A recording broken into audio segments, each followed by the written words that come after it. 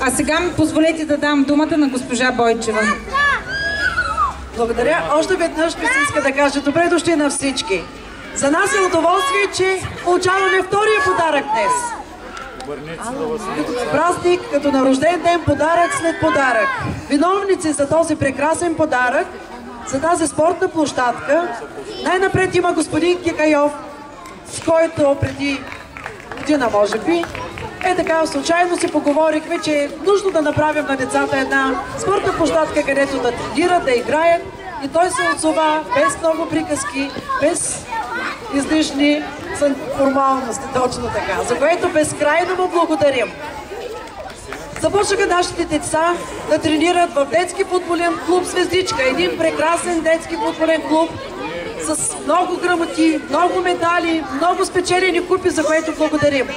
Продължихме тази прекрасна инициатива с господин Петър Алексиев, който се погрижи тази спортна площадка да добие този вид, да бъде прекрасна, зелена, да бъде безопасна за нашите деца.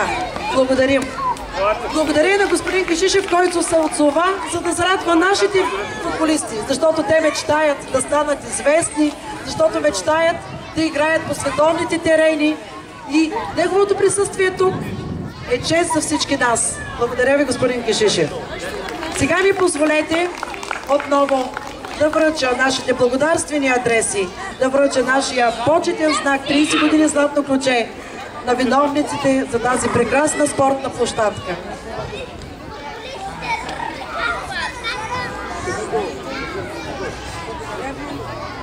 Това е за вас. Един прекрасен знак.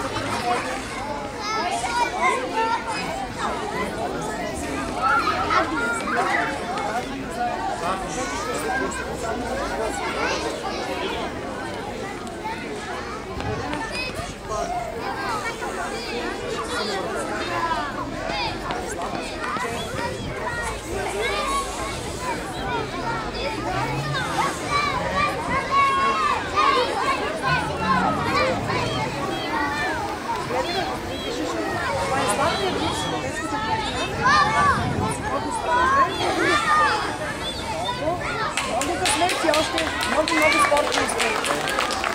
Благодаря. Много благодаря. Това е много ценен подарък. Тук се вижда как сме започнали самото начало с изкупните работи. Чудесен подарък, много приятно ни изненадват и ние това не успяхме да заснимаме. Ето това е чудесно с как е изглеждало преди това. Много благодаря. Площадката е изградена от ръководството на ЦНК Златно ключе в лицето на госпожа Бойчева, господин Кикайов и с помощта и съдействието на детски футболен клуб Звездичка и община Бургас. Благодаря ви. Чудесен подарък. Ще си го сложим, за да се спомним какво е било и какво имаме днес. Това малко зелено бижу. Благодаря ви. Сега ще ви помоля да се прережем и лентата, да бъде официално открита нашата площадка.